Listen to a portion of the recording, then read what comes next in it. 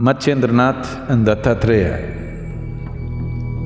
have been held as the greatest yogis in the tradition. A pot, a jug of wine on one lap and a young woman on his other lap.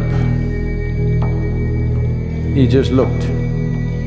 Dattatreya looked drunk. This is a demo for Parshurama because he's a man of immense capabilities.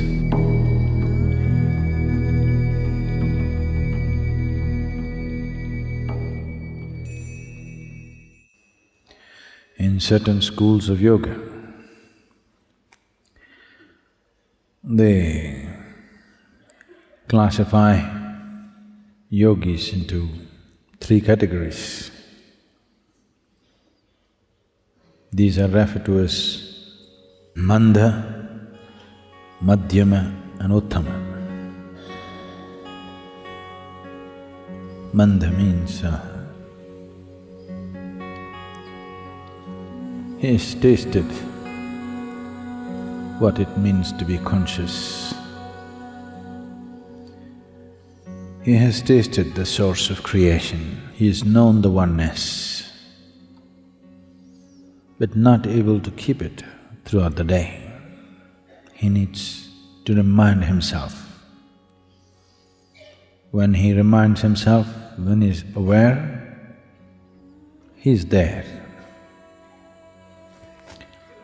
When he is not aware, he loses that whole experience. Nobody can be effortfully conscious for 24 hours. If you're making an effort to be conscious, if you can manage it for a few seconds or minutes, it's a big thing. Otherwise it'll go all over the place. So the first stage of a yogi is called Mandha. The second stage of the yogi is called Madhyama, that means medium. He is constantly in perception, but the inner dimension and what's beyond is in perception, but what is here, he cannot manage. You have… being in India, definitely you have heard of various yogis who were worshipped, but they were absolutely incapable of anything in their life. Many of them at a certain phases of their life, they even had to be reminded to eat and go to the toilet. Even that had to be taken care of. They became like helpless infants. But they were in a fantastic state within themselves.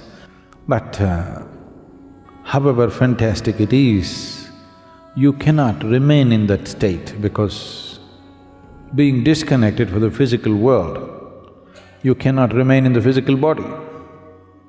If you have to maintain your physical body, you must have some competence with the physical world, otherwise you cannot manage it. The third state of a yogi is constantly in perception of the ultimate. At the same time, he is perfectly in tune with the outside. To an extent, you do not know whether he is really a yogi or not.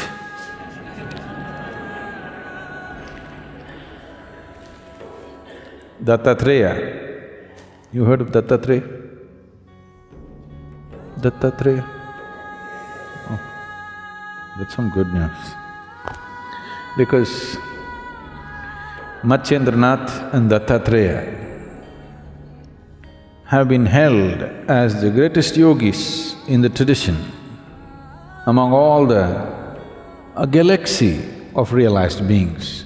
These two have been held as the greatest among them. Matsyendranath, because of the way he existed, people consider him as the reincarnation of Shiva. With Dattatreya, people around him said he is the reincarnation of Shiva, Vishnu and Brahma at once. This is people's way of expressing it. When they saw something about that person, though he's in the human form, nothing human at all. This doesn't mean he's inhuman.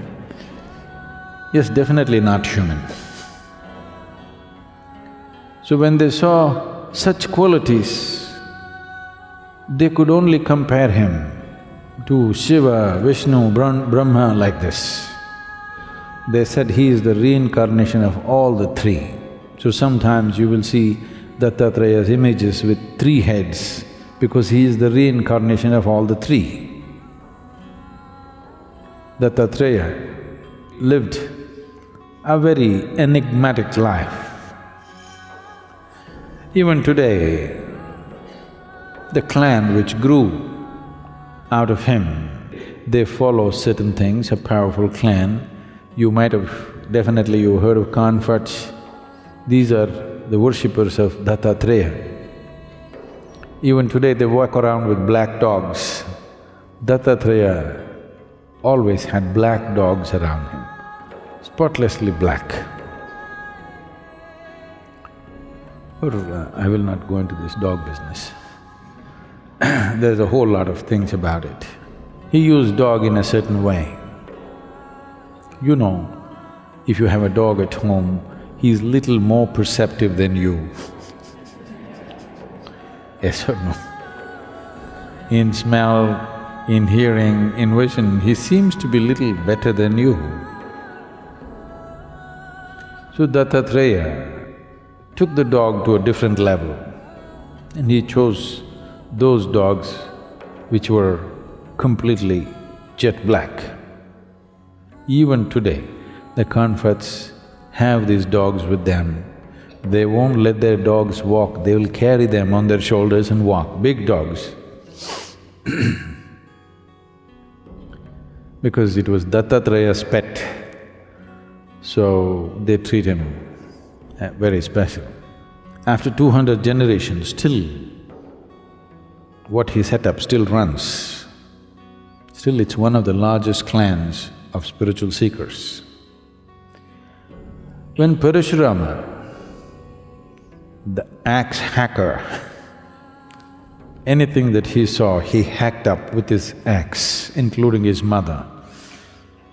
A man of very volatile emotions. In many ways, without participating in it, Parshurama decided the fate of Kurukshetra war. He fixed Karna in the very beginning. He had enormous capabilities, but his emotional volatility did not allow him to perceive the divine every moment of his life, off and on, off and on. Bad weather most of the time. So he went to many gurus or teachers. When he found they did not have what he's looking for, he hacked them. Yes.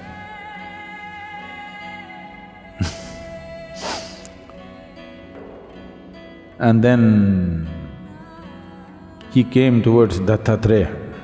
People told him, Dattatreya is your answer. He came, still with his axe. When he was coming towards Dattatreya's place, many other spiritual seekers had gathered. They looked into his ashram and were running away. This is not a spiritual place.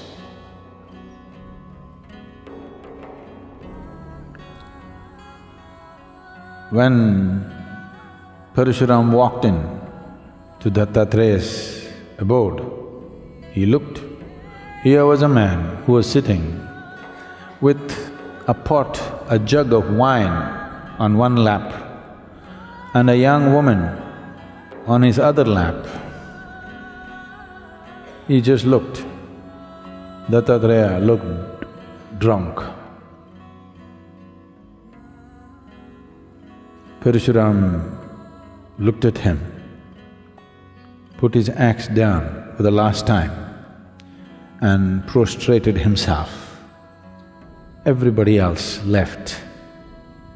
The moment he prostrated, the jug of wine and the woman disappeared, and Dattatreya was just sitting there with his dog at his feet. Parshurama found his salvation to Dattatreya. This is a demo for Parshurama because he's a man of immense capabilities, but this capability is finding expression in anger, finding expression in a state of emotional volatility that it always finds negative expression, tremendous power, finding negative expression. So Dattatreya employed a certain ploy, and when Parshurama could see beyond the wine and the woman and his drunkenness and still know that Dattatreya was constantly in touch with the divine, that moment became his opening. If he was that perceptive right through his life, a lot of people would have been spared the axe.